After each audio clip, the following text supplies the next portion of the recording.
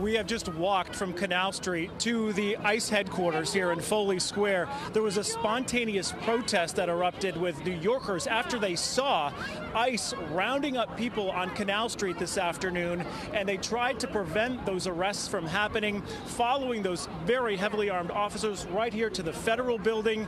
And this is what you have seen now, the NYPD blocking off the entrance to the federal building after they took everyone inside just minutes ago. There were several scuffles that broke out with protesters and federal agents.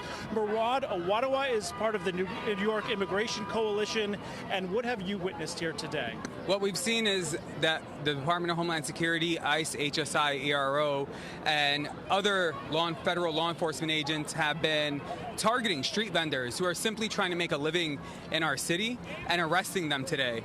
They started from Church and made their way down to Lafayette on Canal Street, and ordinary New Yorkers stood up to fight back against what we're seeing happen in our streets here in New York City, which is just completely and utterly horrifying, to be honest with you. Would you say this is a new level of enforcement that we have seen in New York, or is this business as usual? We don't typically see it in front of cameras. Have you ever seen 50 to 100 federal agents mobbing a street and beating up people in the street? Because that's exactly what just happened. They were beating up U.S. citizens, and this is what we're seeing unfold in real time. This is supposed to be a democracy. We're supposed to be a nation of rule and law. And what we're ending up seeing is fascist tactics and authoritarian tactics being used in cities like New York right now.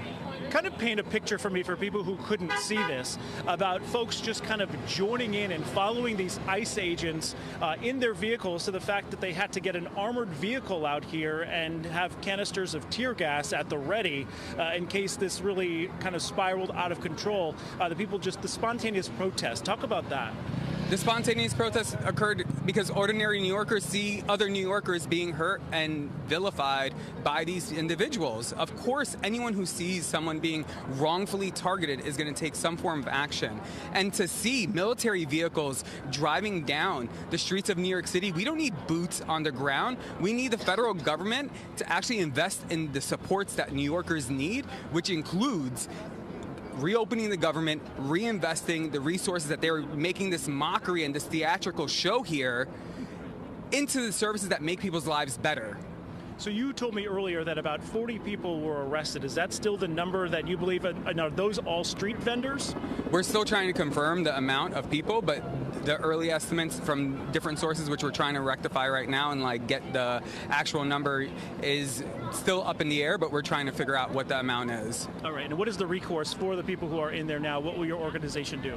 Well, we're trying to figure out who they are first, and which is why we went to see what was happening, and then being able to actually provide any supports that we can for them and their families in this time, which we're seeing family separation happen in real time. All right, Murad, thank you so much for joining us tonight. Again, this is the end point of this spontaneous protest after hours of ICE enforcement that was happening a few blocks away on Canal Street.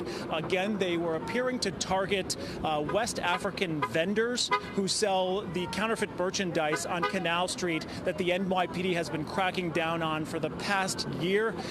They arrest people at the local level, but it appears now that ICE and Homeland Security taking immigration action against those West African immigrants who are here trying to get citizenship, and then selling those counterfeit merchandise on one of the most famous streets in the city. So right now we're waiting to get a comment from ICE about what exactly unfolded here, how this spiraled out of control that ultimately led to armored cars and boots on the ground here downtown tonight, and the arrests of protesters happening as well. That is the latest live here in Lower Manhattan. I'm Anthony DiLorenzo, Pix 11 News. All right, thank you, Anthony.